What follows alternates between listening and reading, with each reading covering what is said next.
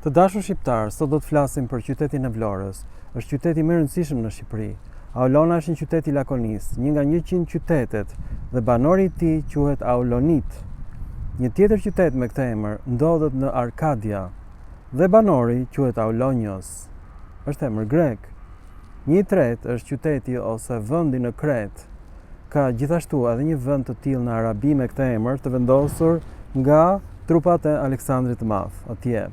Ekziston edhe Auloni që u themelua nga krotonianët dhe që u quajt Kaulonia. Banori i qytetit quhej Kauloniat.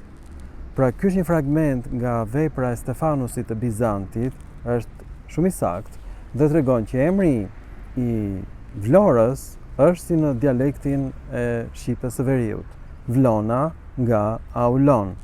Por krejtëndryshe nga shqipja, ky emër ka kuptim vetëm në gjuhën greke, ka kuptimin lugin, gryk ose vend i ulur dhe i rrethuar. Pse është i rëndësishëm ky emër? Sepse në gjuhën shqipe është një lloj si në gjuhën italiane, Aulona, është emër i gjinisë femërore. Dhe është bërë Avlona në gjuhën e Venedikut dhe është bërë Vlona në gjuhën e Grekëve të veriut. Por në greqisht ishte Auloni, ishte emër i gjinisë mashkullore. Pra është emri i lakimit të tretë, Aulon, dhe në gjinore është Aulonos. Është emër i pastër grek, ka kuptimin lugin, gryk e ngushtë. Ka dhe kuptimin e gjirit të Vlorës. Dhe është vënë në 3 emra në Kret, është vënë në Itali, është vënë në Arkadia, në Greqi, dhe është vënë dhe në Arabi. Tani ka një problem të vockël. Ky është një emër i përgjithshëm. Nuk ka ndodhur ndonjëherë që në gjuhën greke të quhet një qytet lugin. Sepse njerëzit nuk do merreshin dot vesh, nuk përdoren dot emrat e përgjithshëm nga emrat e përveçshëm.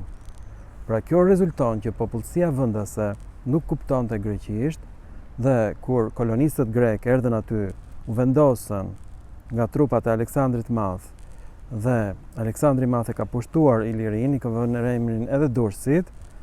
Kur këta njerëz thanë që kjo është një lugin në greqisht, popullsia vendase nuk e kuptoi dhe i vuri emrin qytetit, Aulon.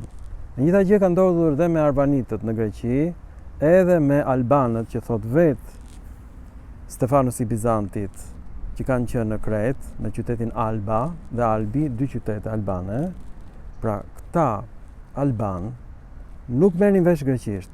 Edhe sot të kësaj dite, kur unë i pyes shqiptar, çdo thot Aulon me një o të gjatë, nuk e din që do thot lugin. Po ashtu këtë nuk e din as grekët vet. Kjo gjendet vetëm në greqishtën e lashtë, dialekti dorik, është dialekti i Spartës, që nuk e flasin grekët fare. Kjo është arsyeja. Ky emër është gjetur vetëm në rastën emërore dhe në atë gjinore. Nuk ekzistojnë raste të tjera sepse s'është i përdorur nga grekët fare. Është përdorur nga trupat spartane kur kanë pushtuar këtë territor dhe i kanë vënë emrin Ho Aulon. Fjalë për fjalë Auloni dhe jo Aulona, siç kujtonin neve. Pra është e gabuar ideja e Akademisë së Shkencave të Shqipërisë. Kjo tregon që Akademia e Shkencave të Shqipërisë nuk e ka lexuar asnjëherë asnjë dokument të Bizantit, po ja sjellën për herë të parë nga